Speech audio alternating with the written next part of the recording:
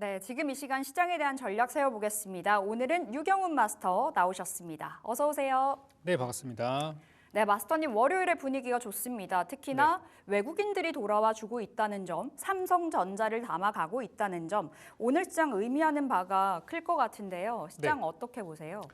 요즘 이제 뭐 미국에서 좋은 소식, 나쁜 소식 여러 가지가 들려오지만 미국 장이 나빠도 한국 장이 올라가는 날이 되게 많거든요. 거기다가 지난주 금요일 기준으로는 또 미국 장이 굉장히 또 뜨거운 강세장을 좀 보였었기 때문에 우리나라 장이 오늘 빠질 이유는 특별히 좀 없었던 것 같아요. 네. 특히 이제 우리나라의 경우는 이제 반도체 경기에 정말 영향을 많이 받는 그런 국가죠. 그러다 보니까 최근에 그 수출입 지표에서 반도체들이 수출이 잘 나왔지만 약간 좀 상승폭이 꺾였다. 이런 좀 부진한 소식들도 있었었는데 이번에 이제 엔비디아 GTC를 앞두고 나서 좀 기대감에 오랜만에 이제 올라오고 있고요. 개인 투자자들이 삼성전자를 그동안 많이 샀었었는데 최근에는 개인이 좀 매도하고 기관 외국인들이 좀 들어오는 그런 상황이 되면서 이제 삼성전자와 또 반도체 업종 쪽으로 좀 돈이 들어오는 것이 아니냐 이런 기대감들이 있습니다. 특히 이제 아까 좀 전에 설명해 주셨지만 이제 반도체 메모리 쪽, 네. 메모리 반도체 경기가 좀 좋아진다는 거, 단가가 인상이 된다는 것 이런 것들이 또 삼성전자에도 직접적인 호재가 되다 보니까 지금 주가가 바닥이고 이제 출발하는 모습들이라고 생각을 하고요. 제가 삼성전자에 대해서도 이 방송에서 여러 번 전략을 좀 드렸었는데 저는 삼성전자의 미래에 대해서는 전혀 의심하진 않고 있어요. 대신 문제가 뭐냐면 시간이거든요. 이게 어떤 뭐 개별 주식처럼 네. 하루에 막 20%씩 올라가는 그런 종목은 아니다 보니까 천천히 시간을 좀 걸려서 저는 충분히 올라갈 수 있을 거다. 이렇게 여전히 같은 의견을 드리고 싶고요. 오늘 5%에 올라간다고 한 요 흐름이 내일의 5%를 보장하는 건 아니겠죠. 그렇지만 현재 지금 이제 엔비디아 GTC도 그렇고 또 이번 주에 나오는 뭐 마이크론의 실적도 그렇고 어쨌든 삼성전자가 여기에서 뭐 차익 실현이 나온다던가 그러기에는 너무나 지금 작은 상승이에요. 지금 차트 보시는 게 주봉 차트거든요. 겨우 요만큼밖에 안 올랐습니다. 네. 작년에 잘 나갔을 때 88,000원 생각하면은 뭐 이거는 이제 시작이라고 봐도 무방할 것 같고요. 기술적으로는 바닥을 출발했습니다. 기술적으로는 바닥을 이제 뚫고 막 올라가려고 하는 그런 모습으로 보이고 대략 한 59,000원에서 6만 원 정도가 이제 1차적인 매물대가 될 겁니다. 그리고 저 바닥에서 4만 원대쯤에 들어가신 분들은 아마도 한 6만 원 근처쯤에서는 차익 실현할 수도 있겠죠. 그렇지만 이제 거기를 목표로 보기보다는 저는 좀 더 크게 전략을 좀 드리고 싶고 현재 이 상승세는 저는 꺾일 수도 있다고 봐요. 지금 요 바닥에서 요 박스 구간 대략 한번 6만 원에서 한 5만 원 정도라고 크게 잡아보면 요 박스 구간은 조금 더 길어질 수 있다고 봐요. 그렇지만 요 구간을 돌파를 할 경우 그다음 7만 원에서 8만 원까지 가는 랠리가 나올 수 있는데 저는 이 반도체 업황이 늦게는 내년 초에 좋아진다는 의견도 있고요. 네. 좀 빠르게 좋아진다고 보는 측이 하반기예요. 근데 그게 좀 땡겨진 거거든요. 그래서 저는 올 하반기가 반도체의 본격적인 좀 폭발적인 시세가 나올 수도 있는 시점이라고 생각하고 올 겨울에는 아마 7만 원에서 잘하면 8만 원까지도 볼 수 있지 않을까? 그렇게 좀 장기적으로는 긍정적인 전망 드리도록 하겠습니다. 네, 시장에 대한 이야기부터 삼성전자까지 풀어주셨는데 안 그래도 삼성 질문 드리고 싶었거든요. 사실상 오늘 장의 주인공이다 보니 삼성전자 지금 들어가는 거 너무나 좋고 59,000원이 일단은 1차 매물대 기억을 해보셔야 되겠습니다. 연말까지 끌고 가는 전략 유효하다 말씀 주셨는데 자, 오늘 이렇게 삼성전자가 잘 가는 배경 그 뒤에는 GTC 2025도 있습니다. 네네. 본격적으로 개막이 됐는데요. 그 초점을 어디에 맞춰봐야 될까요? 뭐 굉장히 많잖아요. 양자도 있고 젠슨왕의 기조연설도 있고 삼성, 하이닉스의 뭐 참가, 발열 문제 여러 가지 키워드가 떠다니는 것 같아서요. 사실 뭐가 나올지는 알 수 없습니다. 네. 그동안 이제 그 주요 키워드는 나왔어요. 뭐 로봇도 있고 네. 이번에 새로운 칩 루빈 같은 것도 있을 거고 블랙웰 신제품도 있을 거고 정말 많을 거예요. 그 중에서 우리 같은 경우 우리가 기다리는 거는 몇 가지가 있죠. 우리는 이제 뭐 유리기판이라든지 또 액침 냉각이라든지 또 삼성의 엔비디아 공급을 조금 더 구체화할 만한 그런 발언이라든지 또 그런 걸 많이 기다리고 있어요. 거기다가 연초에 이제 양자 컴퓨터의 폭락을 유발시켰던 엔비디아 젠슨원이기 때문에 네. 양자 컴퓨터에 대한 또 그런 새로운 의사가 좀 있는지 여전히 똑같은 인식을 갖고 있는지 그런 것도 우리가 확인해 볼 필요라고 생각이 듭니다.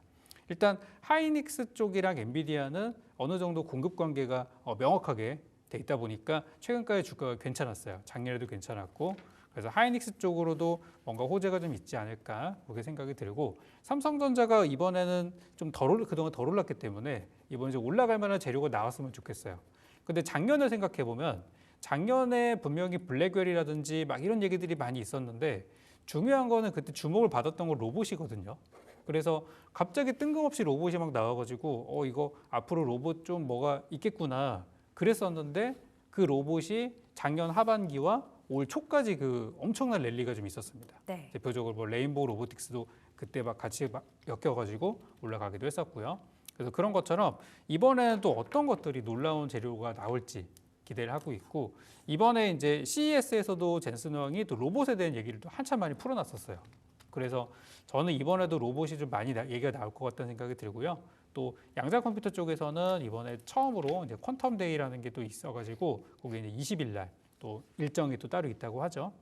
그래서 저는 이제 엔비디아 GTC라는 것이 명확하게 무엇인지는 아직 알 수는 없는 상태이고 다만 우리나라 쪽으로 호재가 되는 내용들이 있다면 어느 정도는 저는 반영이 돼 있을 거라고 생각하고 우리가 예상하지 못하는 뭔가 서프라이즈한 그런 것들이 나온다고 한다면 그쪽을 좀 보고 싶은데 우리가 이미 너무 많은 것들을 예상을 하고 예측을 하고 있어서 오히려 저는 GTC 일정 기간 동안에 많이 오른 기술주들에 대해서는 차익 실현 물량도 좀 조심해야 된다고 생각을 합니다. 특히 이제 오늘 같은 경우는 액침 냉각 쪽이 좀 움직였었는데 아침에 이제 뭐 삼성 공조 같은 거 이런 게 좀 움직이긴 했었어요. 네. 근데 장중에 11% 넘게 올랐는데 결국 좀 차익 실현이 좀 나왔거든요. 그리고 유리기판 쪽에서는 필옵틱스 같은 종목이 지금 그동안 유리기판 대표 종목으로 움직였었는데 이미 지난 2월 달에 고점을 좀 쳤단 말이죠. 그래서 다시 한번 올라가는 것보다는 이미 빠른 종목들은 이미 지난달에 선반영이 좀 돼 있고 늦게 올라가는 것들이 이제 지난주부터 해서 오늘까지 올라가고 있는데 많이 오른 종목에서 저는 조심해야 된다고 봐요. 그래서 GTC에 대해서 저는 큰 기대를 할 만한 테마가 아직은 없지 않나. 차라리 삼성전자를 저는 저점에서 보는 게 좀 더 좋다고 생각이 들어요. 그래서 저는 좀 주의하자는 측으로 보고 있고 만약에 새로운 소식이나 우리가 예상하지 못했던 것들이 나온다면 그 부분은 좀 집중해서 볼 생각입니다. 그럼 로봇 안에서 네. 종목을 잡아볼 수도 있을까요? 최근에 다시 그쵸. 한번 달리고 있는 부분이 섹터가 로봇인데 네. 사실 이럴 때 어떤 종목 잡아야 되는지가 너무 어렵거든요. 네네. 어떤 지난번에 종목 보세요? 네. 지난주 수요일 날이었었죠. 그때 이제 수요일 방송에 나와서 그때 3부 방송에서 말씀드렸던 로봇주 몇 가지가 있었는데 레인보우 로보틱스를 일단 먼저 우선적으로 봐야 될 것 같아요. 우리나라에서 그 대표 로봇주라고 한다면 사실상 레인보우 로보틱스랑 이제 두산 로보틱스 정도가 이제 대표 종목이라고 얘기할 수 있는데 레인보우는 사실상 삼성전자 인수 재료가 있고 나서 그 다음부터 이제 주가가 이제 꺾이고 네. 힘을 좀 다한 모습이긴 한데 그래도 대장주는 대장주예요. 그래서 레인보우 로보틱스에 대해서는 여전히 관심을 좀 가지고 있는 상황이고 현재 주가를 보면은 약간 빠졌다가 30만 원대 근처에서 좀 버티고 있는 상황이죠. 여기서 주가가 바로 올라가기에는 어떤 기술적인 차트로도 아직은 좀 미비한 부분들이 있고 보통 우리가 주가가 떨어지게 되면 지지 구간을 확인하고 올라가는 경향들이 있는데 현재 지금 저점에서 올라오는 이 지지선이 조금 이격이 좀 있어요. 네. 그렇기 때문에 약간 좀 출렁임이 있을 것 같다는 생각이 들어서 레인보우 로보틱스는 제가 지난주 수요일 날 왔을 때는 사셔도 괜찮다고 그렇게 말씀을 드리긴 했거든요. 나쁘진 않아요. 그래서 이것도 계속해서 좀 보고 있고 시간이 좀 걸리더라도 저는 레인보우 로보틱스가 다시 한번 정고점을 넘어가는 흐름은 나올 거라고 봐요. 다만 지금 여기서 이렇게 올라가냐 아니면 좀 빠졌다가 여기 주봉 20선 근처 한 뭐 25만 원 근처까지 내려갔다 가냐 아마 그 두 가지 시나리오 중에 하나로 저는 생각을 좀 하고 있어요. 그래서 로봇주 중에서 레인보우 로보틱스는 지금 계속해서 저는 관심을 가지고 있는 그런 상황이고 최근에 이제 다른 로봇주들도 열심히 좀 올라오는 것 같아요. 예전에 잘 갔던 것 중에서는 뭐 유일 로보틱스 네. 이런 종목들이 지금 다시 또 힘을 내고 있더라고요. 이 종목도 이제 2월 달에 이미 한번 정점을 쳤던 종목이긴 한데 최근 힘이 좀 들어오고 있어서 좀 관심을 갖고 있는 중이고 예전에 제가 또 레인보우랑 같이 추천드려서 수익 많이 냈던 로보티즈 같은 종목들도 요즘 다시 또 힘을 내고 있더라고요. 그래서 로봇 주들이 이번에 이제 엔비디아 때문에 다시 이제 올라오고 있는 거 이런 것들 보실 수 있겠고 지난번에 추천주로 드렸었던 뭐 RS 오토메이션 이런 것들도 오늘 굉장히 잘 가고 있습니다. 그래서 로봇은 저는 어떤 것도 좋다고 생각하는데 레인보우 로보틱스는 약간 하락 가능성이 있기 때문에 지금 공격적인 투자하기는 좀 그렇고 방금 말씀드린 그 후발 종목들의 경우는 지금 분위기가 굉장히 좋다. 그리고 정고점까지 올라갈 수 있는 힘도 상당히 좋다고 보고 정고점까지 이 얼마 남지가 않았거든요. 네. 레인보우 로보틱스는 좀 많이 남았지만 그래서 이격이 좀 작은 후발주 로봇주들 지금 보는 거는 저는 괜찮다고 생각이 듭니다. 대장인 레인보우 로보틱스의 흐름은 지속적으로 체크해보자 말씀 주셨는데 참고로 조금 이따 빅픽처 시간에 또 하나의 종목이 나갑니다. 로봇주 챙겨 오셨는데요. 그 로봇주 오늘 다 듣고 가시면 좋겠습니다. 자, 그럼 마이크론의 실적은 우리가 어떻게 또 바라봐야 될지 하나의 변수가 되지 않을까라는 생각이 들어요. 메모리 업황의 바로미터라고도 볼 수 있겠고 네네. 지난 분기에선 제 기억으로는 마이크론이 실적이 나오고 나서 급락했었거든요. 맞습니다. 네. 이번에는 또 어떠한 일이 벌어질지인데 사실 바로 실적이 개선되는 그 숫자가 찍히진 않잖아요. 그렇죠. 당장에요. 네. 그 마이크론이 실적이 못 나왔다 그래서 네. 갑자기 적자로 돌아서고 막 그런 건 아니에요. 실적이 계속 잘 나오고 있고 잘 나온다는 뜻은 계속 성장하고 있다는 뜻입니다. 영업이익과 매출이익이 계속해서 늘어나고 있는 회사는 맞아요. 그런데 문제는 뭐냐면 시장의 기대치에 충족시키느냐 못 시키느냐 눈높이에 맞춰지느냐 못 맞추느냐 그것인데 최근에는 계속해서 시장의 눈높이에 맞춰지지 못하는 실적들이 나왔습니다.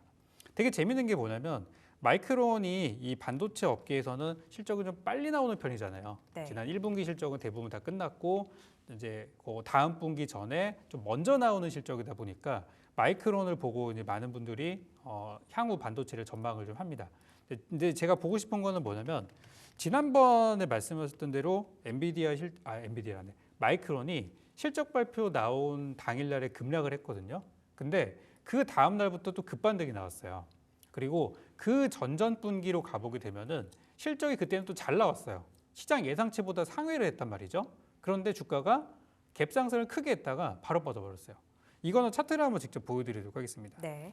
이 마이크론이 주가를 보시면은 여기 중간에 요때죠. 12월 19일 날 요때 갑작스럽게 13% 급락을 했었는데 이때가 그 실적 때문에 그런 거예요. 근데 보시면 그때 들어가신 분들은 단기간에 또 수익이 많이 났단 말이죠. 110불까지도 올라갔으니까. 그리고 또 차트를 조금 당겨가지고 요때 돌려보면은 요 날입니다. 9월 26일 날. 이날은 개장하자마자 18% 갭상승을 했는데 실적이 잘 나온 날이에요. 들어가신 분 어떻게 됐죠? 바로 물렸습니다. 그래서 마이크론은 지금 주가를 크게 보면은 여기 이제 대략 한 110달러에서 한 뭐 85달러 정도를 이제 중심으로 해서 요 사이에서 계속 박스권을 만들어가고 있는 그런 상황이고 저점에서 들어가신 분들은 수익이 나고 고점에서 들어가신 분들은 좀 물리는 상황이 계속해서 이어지고 있어요. 그래서 이번에 실적이 못 나올 수도 있거든요. 시장 예상치를 좀 하회할 수도 있어요. 예. 그렇다고 한다면은 저는 말씀드린 대로 개파락하는 거를 너무 두려워하지 마시고 오히려 저점 매수의 기회를 삼으시면 좋겠고 혹시라도 실적이 너무 잘 나와서 막 20% 19% 뜬다? 그러면 저는 좀 조심하라는 말씀을 드리고 싶습니다. 물론 장기적으로 마이크론이 계속해서 여기서 머물러 있지는 않을 거고 네. 어느 순간에는 치고 올라오는 순간이 있을 텐데 요즘 미국의 어떤 기술주나 빅테크의 흐름을 보면은 아직은 그렇게 뚫고 갈 만한 힘은 없는 것 같아요. 그래서 저는 한 110달러 정도가 일단 매물대로 있는 상태니까 그 부분을 좀 잘 보시면 좋겠고 급락하면은 매수 기회, 급등하면은 차익 실현 기회 이렇게 보시면은 괜찮을 것 같습니다. 우리 시장에 대입을 해서 본다면 그럼 네. 반도체 레거시 쪽으로 국한해서 봤을 때 빠져도 올라가도 지금 자리는 매수 적기라고 보시는 거예요? 반도체 네. 소부장 안에서요? 맞습니다. 그래서 삼성전자에 대해서는 아까 제가 좀 긍정적인 말씀을 네. 좀 드렸던 거고 더 이상 뭐 나빠질 부분도 없는 것 같아요. 이미 워낙에 인식이 그동안 나빴었던 업종이다 보니까. 네. 근데 요즘에 반도체 쪽에서는 조금 이제 레거시 반도체 쪽에 있어서는 최근 들어서는 올라가고 있고 그 전 단계로 봤을 때는 액침 냉각 유리기판 같은 그런 테마성 종목들이 한번 갔었고 작년에는 또 HBM이나 또 CXL 이런 게 갔었고 최근에도 뭐 소캠 같은 새로운 또 개념들이 나오고 있고 주가가 움직이고 있죠. 그래서 반도체에 대해서는 지금 계속 돌아가면서 테마가 좀 만들어지고 있는 상황이고 어쨌든 삼성전자가 주도하면서 올라가는 장에서는 또 전체적인 레거시 쪽도 전 당연히 올라갈 수 있다고 생각을 하고요. 지금 미국이 얼마나 중국을 더 규제를 해주느냐 이런 것도 우리나라 반도체 성장하는 데 영향을 주다 보니까 트럼프 대통령의 정책이 또 중국을 또 규제를 하고 또 관세를 매기고 또 이런 것도 계속적으로 우리가 체크를 해봐야 될 것 같습니다. 그래서 현재로서는 나쁠 것이 없는 업종이라고 이렇게 좀 평가를 내리도록 할게요. 네, 알겠습니다. 이렇게 오늘장의 중심에 서 있는 반도체에 대해서 이야기 나눠봤습니다. 오늘 모멘텀이 하나 또 있는데요. 중국에서 경기 부양책, 진작책을 발표를 합니다. 다시 한번 이 관련주들의 상승의 기폭제가 될 수 있을지가 궁금한데 우리의 그 예상보다 부양책이 더 잘 나오게 될 경우에는 화장품주, 엔터주, 컨텐츠 이쪽으로 다시 한번 수급의 이동이 가능할 거라고 보세요? 그 부분은 조금은 더 다르게 생각하고 있는데 네. 지금 엔터랑 화장품이 올라가는 가장 큰 재료는 뭐냐면 한알령 해제입니다. 이게 이제 5월 달로 예정은 아니지만 예상을 하고 있죠. 그리고 이제 에이펙 회담이 올해 있는 것도 그렇고 또 조만간 한중일 또 회담이 있는 것도 영향을 주고 있는데 이 중국에서는 그 요즘에 이제 내수가 굉장히 좀 잘 되고 있고 중국 제품들 중국 제품을 많이 사용하는 그런 애국 소비 열풍들이 있다 보니까 우리나라 화장품이나 엔터나 이런 쪽에서 옛날만큼의 그런 폭발적인 분위기를 기대하기는 어려울 것 같아요. 왜냐하면 걔네도 자체적으로 또 소비가 되는 것들이 있고 하다 보니까 그래서 결국에 시장은 한알령 해제 쪽으로 포커스가 맞춰져 있고 중국의 경기 부양책 때문에 중국의 어떤 내수 소비 진착 때문에 네. 우리나라 엔터나 이런 게 올라가는 거는 그렇게 큰 연관성은 아직은 없는 것 같다는 생각이 들어요. 화장품 같은 경우도 보니까 중국 자체 화장품 그리고 작년 같은 경우는 중국에서 우리나라 것보다 일본 거를 더 선호했다는 그런 또 결과도 있거든요. 네. 그래서 우리나라 화장품주 중에서 보시면은 중국에 집중하고 있는 화장품보다는 미국이나 또 해외 진출하는 기업들, 중국에 포커스를 둔 기업들, 대표적으로 아모레퍼시픽 같은 경우는 아직도 바닥에 있잖아요. 그래서 중국에서 우리나라 K-뷰티가 아직은 그렇게 옛날만큼의 그런 인기를 끄는 부분들은 아니라고 생각이 들어서 오히려 저는 그쪽에는 좀 다르게 생각을 하고 있고 네. 이번에 그 엔터주들도 보시면은 이제 월드 투어 전 세계 투어를 돌고 북미 시장이나 이런 데를 공략하는 기업들이 좀 잘 되고 있는 걸 보면서 중국의 경기 부양책으로 수혜를 보는 분야는 엔터 K뷰티보다는 차라리 또 최근에 중국에서 뭐 인프라 쪽이 많이 좋다고 하더라고요. 네. 불삭기 관련주 이런 것들이 막 연일 신고가를 가고 있고 그래서 인프라 쪽 이런 쪽도 영향을 받지 않을까 라는 생각이 들고 또 원자재, 유가 이런 것들이 좀 상승을 받을 수 있다고 보고 있습니다. 오히려 인프라단, 네. 재건주와 엮어서도 볼 수 있을 것 같은데요. 그러면 네네. 인프라 안에서 볼까요? 어떤 종목 괜찮을까요? 사실 인프라라는 게 우리나라 자체적으로는 좀 뭐가 없긴 하거든요. 네. 근데 우리나라에서 인프라가 올라가려면은 저는 좀 뭔가 큰 이벤트가 있어야 된다고 생각하는데 가장 우리가 생각할 수 있는 큰 이벤트는 대선이거든요. 대선이요. 네, 대선이 있게 되면 또 우리가 수많은 정책들을 보시게 될 거예요. 대통령 후보들이 또 지역 개발한다든지 뭐 도로, 뭐 전철, 노선, 도시 개발 이런 것들 얘기하게 되면서 또 올라가는 종목도 있을 거예요. 분명히 뭐 건설주에도 그런 측면에서 수혜가 되는 것들이 있을 거고 또 말씀드린 대로 인프라 쪽도 괜찮을 수 있겠죠.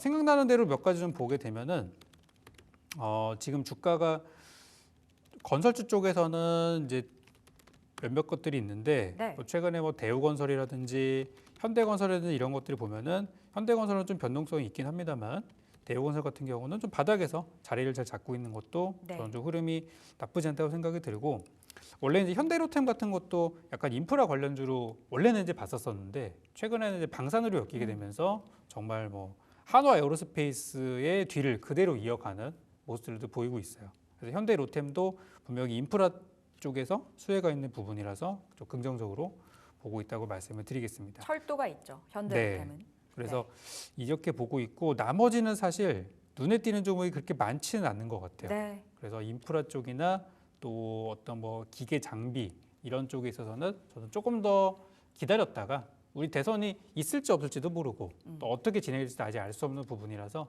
조금 더 지켜보고 투자 들어가는 게 더 좋을 것 같아요. 엔터와 화장품은 이번에 발표가 될 중국 부양책보다는 한한령 해제에 대한 기대감으로 좀 더 포커스를 맞춰봐야 된다라고 말씀 주신 건데요.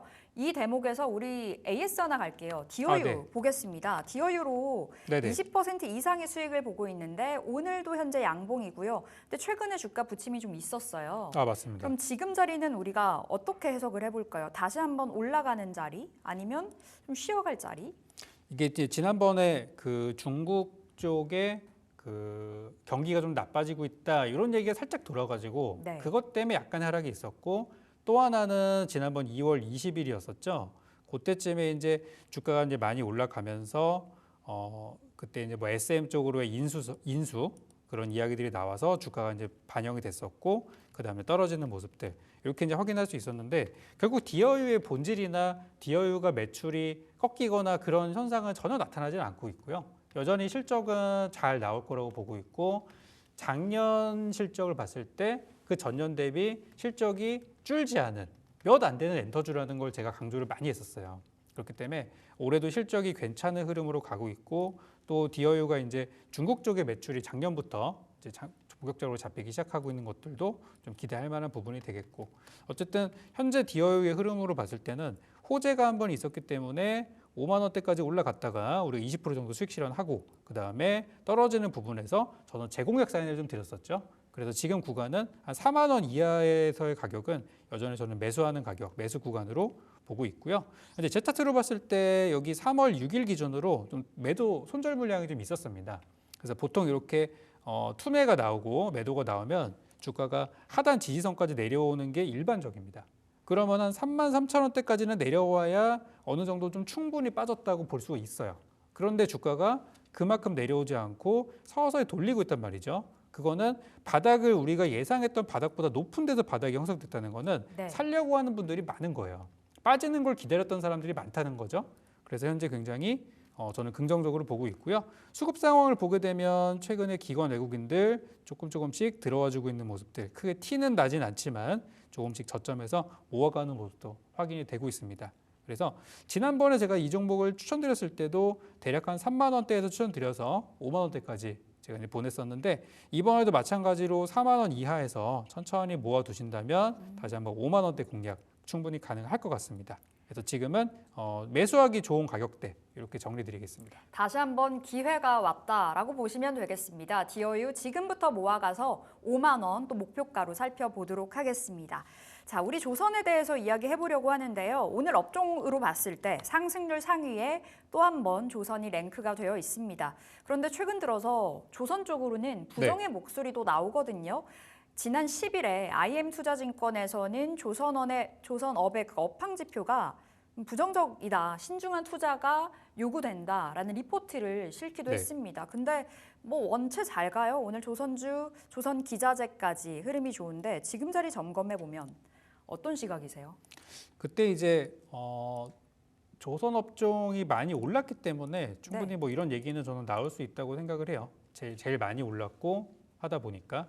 근데 이제 방산의 사례도 우리가 봤지만은 많이 올랐음에도 불구하고 더 올라가는 경우들도 분명히 있다고 말씀드리고 싶고 몇몇 종목들을 보면은 일단 HD 현대중공업을 보시면은 오늘 잘 가고 있고 일단 시장보다 좋다는 게 중요한 것 같아요. 우리 시장 지수가 지금 코스피가 한 1% 중반 가고 있는데 조선업종들은 대부분 뭐 3% 이상 보여주고 있다는 거는 좋은 현상이라고 생각하고요. 아직 끝나진 않았다고 볼 수 있습니다. 지난번에 이제 2월 달에 대부분 조선업종이 좀 정점을 치고 차익 실현들이 일부 나왔었어요. 그때 꺾였던 이유 중에 그 이유가 뭐냐면은 이제 미국에서 나왔던 경기 침체 이슈 이런 것들이 좀 영향을 좀 줬던 것 같아요.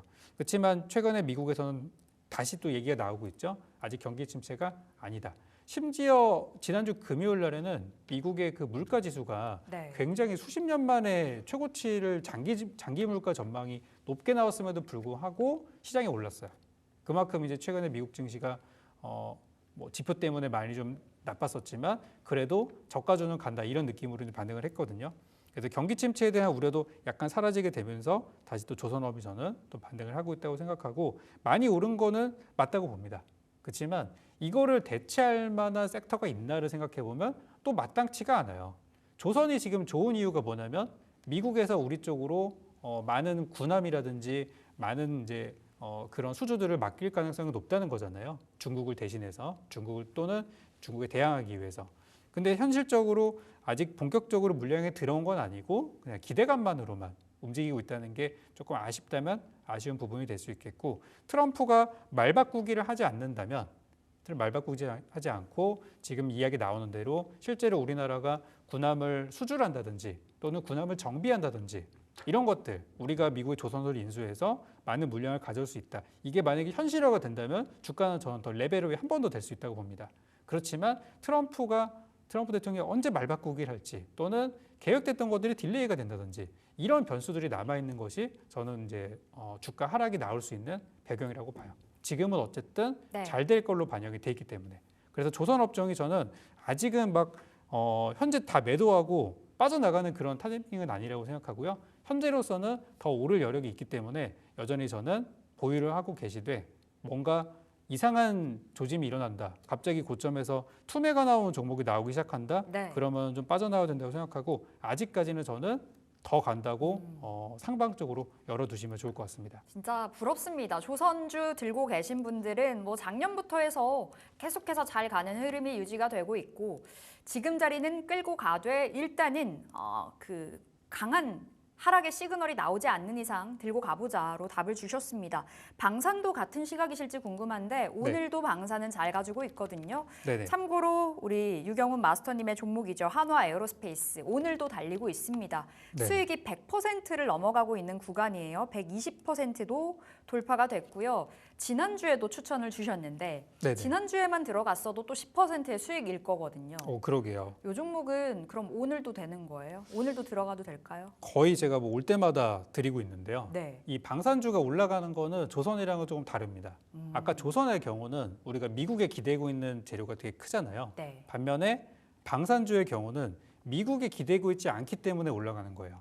특히 오히려. 이쪽은 네, 맞습니다. 지금 이제 유럽 쪽이라든지 또 최근에 동아시아 쪽 이쪽에서 이제 국방비들을 계속해서 높여가고 있는 그런 중인데, 지금 유럽에서는 기존의 GDP 2% 미만의 국방비를 지출을 하고 있었는데 그거를 뭐 3%를 올리는 국가도 있고 4%까지 올리려고 시도하는 국가들도 있습니다. 뭐 폴란드, 독일, 영국 정도가 최근에 또 공격적으로 증액을 한다는 얘기가 있고요. 동아시아 쪽에서도 일본 같은 경우도 국방비 뭐 10%, 중국의 경우는 7%.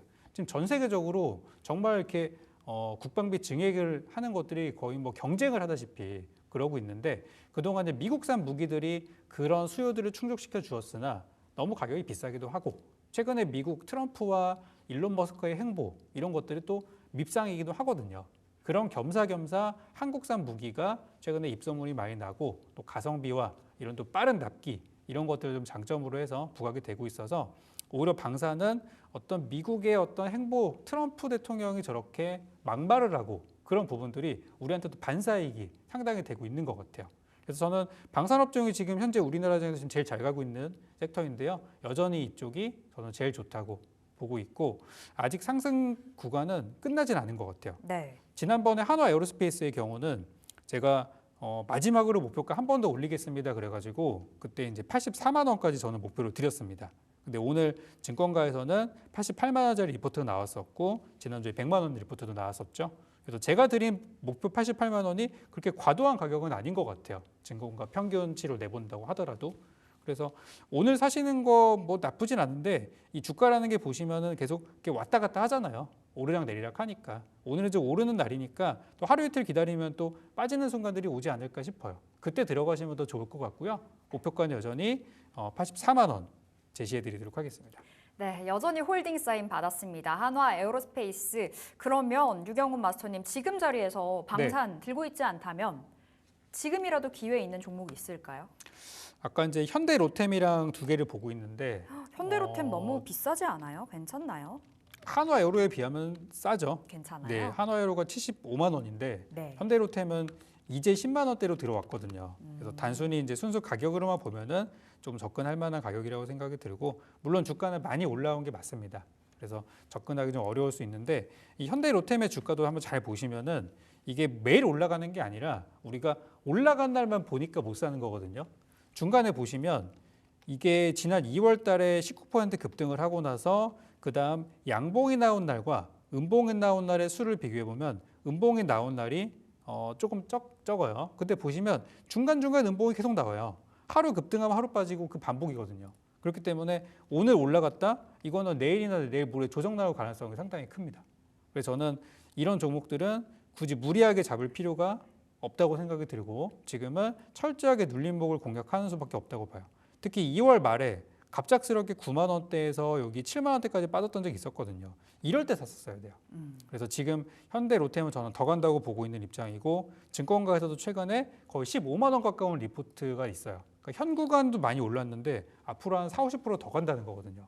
그래서 그런 전망들이 나오고 있으니까 현대 로템 접근하실 분들은 음봉에서 기다리시면 분명히 온다. 매수 구간이 오니까 네. 무리하게 따라잡지 않으셨으면 좋겠고 현재 한화 에어로스페이스, 현대로템 이게 원탑 투탑이니까 두 종목을 중심으로 보시면 좋을 것 같고요. 만약에 또 하나 더 본다 그러면은 저는 제가 수익 많이 들였던 종목 있잖아요. 파이버 프로. 최근에 장난 아니었죠. 네, 이 종목도 저는 여전히 좋다고 봐요. 파이버 프로도 보면은 이렇게 꾸준히 가는 종목은 아닙니다. 주가가 많이 밀렸다가 갑자기 급등하고 많이 밀릴 때 갑자기 전형적인 약간 중소형질 패턴을 보여주고 있어요. 그래서 파이버 프로도 눌림에 사시면 좋은 결과 있을 겁니다. 지금 좀 빠지는 분위기로 가고 있잖아요. 제가 볼 때는 한 7,500원에서 7,000원 사이 정도 잡으시면 다음번에 다시 한번 8, 9,000원에 팔 수 있는 기회가 있을 것 같아서 이런 종목도 눌림목에 보시면 좋겠고요. 파이버 프로는 이제 한화 에어로스페이스 쪽으로 납품이 들어가는 회사니까 한화 에어로스페이스가 잘 간다, 파이버 프로도 잘 간다 이렇게 네. 보시면 되겠습니다. 알겠습니다. 현대로템과 함께 파이버 프로도 지금 자리에서 눌렸을 때는 공략 가능하다. 사인 받았습니다. AS 하나 더 갈게요. 세코닉스인데요. 네. 자, 세코닉스 우리 수익 20% 넘게 보고 있습니다만 오늘 사실 잘 갈 줄 알았거든요. GTC 네네. 2025 열리면 젠슨왕의 입에서 무언가가 나왔을 때 세코닉스가 반응을 하지 않을까라는 네네. 생각이 있었는데 오늘 크게 상승은 안 하네요. 이게 사실 제가 좀 히든 업종으로 보고 있는 거긴 한데 네. 제가 아까 그 GTC 얘기를 하면서 한 가지 말씀 안 드린 업종이 있어요. 그게 바로 자율주행이거든요. 네. 지금 로봇 얘기 나왔죠. 반도체 나오고 또 액침냉각, 유리기판 다 나왔어요. 양자도 나왔죠. 마지막 안 나온 게 자율주행입니다.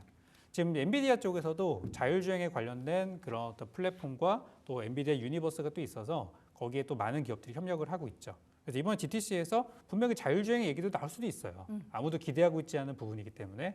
그래서 주가를 한번 살펴보면은 지금 다른 자율주행 관련주들도 보면은 자리가 지금 사기 되게 좋은 자리까지 내려왔어요. 전혀 부담이 없거든요.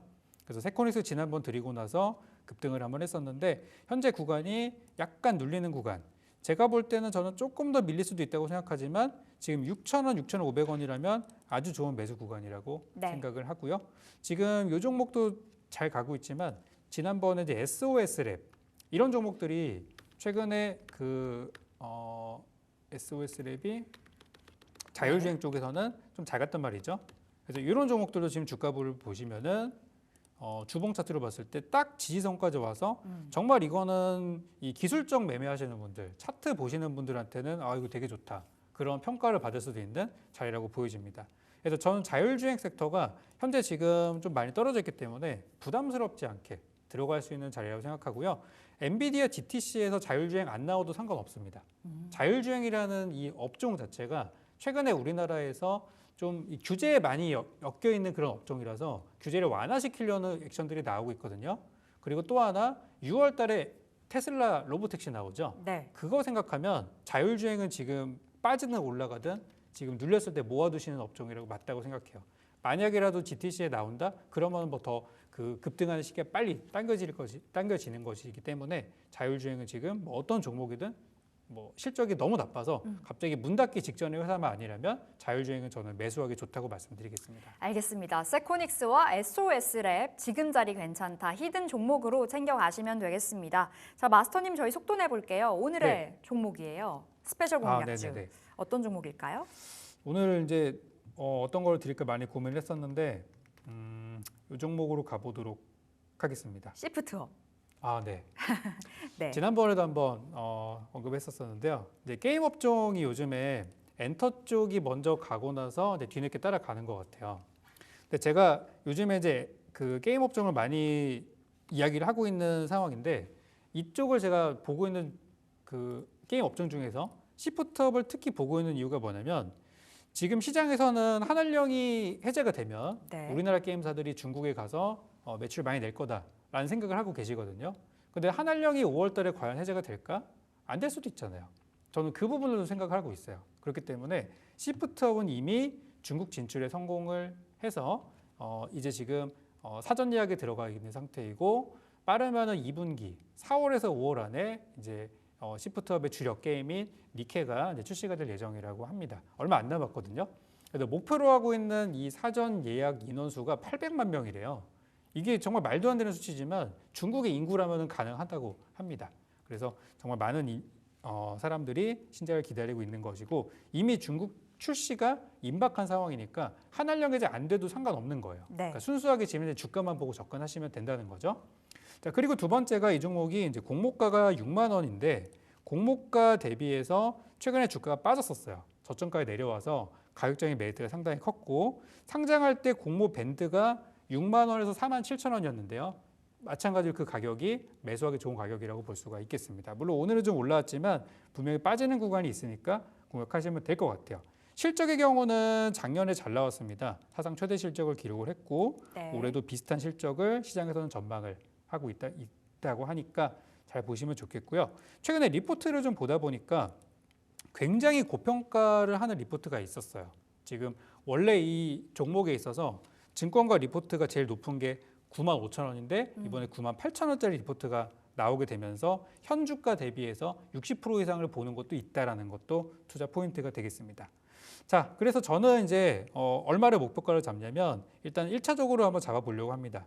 최근에 고점이었던 7만 원대 매물이 좀 많이 보이기 때문에 네. 6만 9천 원으로 1차적인 목표가 잡아드리겠고요. 돌파 시에 다시 한번 2차 전략을 한번 드릴 테니까 1차 목표가로는 6만 9천 원 살펴보시고 손절가의 경우는 4만 7천 원 이렇게 제시드리겠습니다. 네, 오늘 갭상승 출발했습니다. 5% 상승 출발해서 현재는 더 높은 숫자 6%를 넘어가고 있는데요. 6만 9천 원으로 시프트업 단기 목표가 챙겨드리겠습니다.